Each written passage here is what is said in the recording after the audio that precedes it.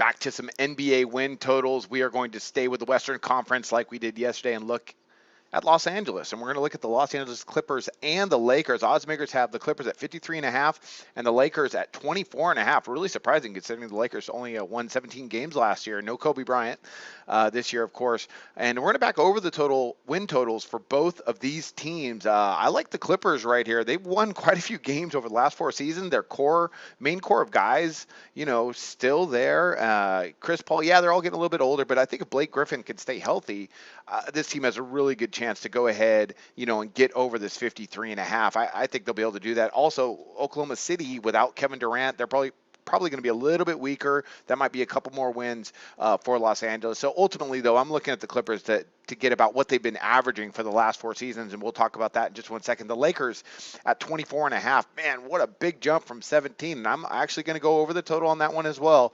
I like Luke Walton. I think he's going to bring a defensive mindset to the Lakers to go ahead and get after it on that end of the floor, which should produce some more wins. I like them to land around 26, 27 wins. Let's look at the Clippers first. Los Angeles with Chris Paul. Oh man, it's such a tough conference for them. Last 4 seasons, the Clippers have won 53, 56, 57, and 56 games. But odds makers again have them kind of at the low end of the spectrum at 53.5. I don't think that's correct.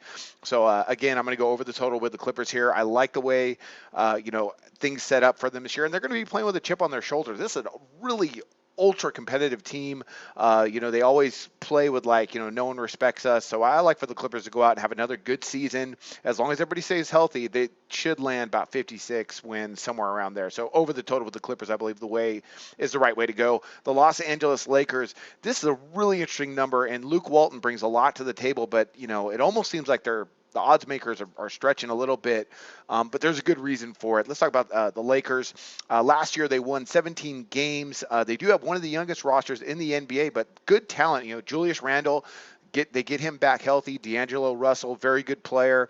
I like Brandon Ingram. I think he's going to be a good addition. They also got Luol Deng, pretty good veteran presence. Just a good Lakers core of players. They don't have to worry about Kobe jacking up 50 shots a night. And Luke Walton, I think that's really the X factor for me, because not only is he going to bring that winning attitude from Golden State, he used to be on the Lakers. He knows what it's like to coach there. He'll be comfortable. But I think he's going to bring a defensive intensity that's people forget about how good a defensive team Golden State is. I think Luke Walton's going to bring that over to the Lakers to pick things up, because they were horrible on the defensive end last year. So look for them to land, somewhere around 27 wins and have just a really big rebound season.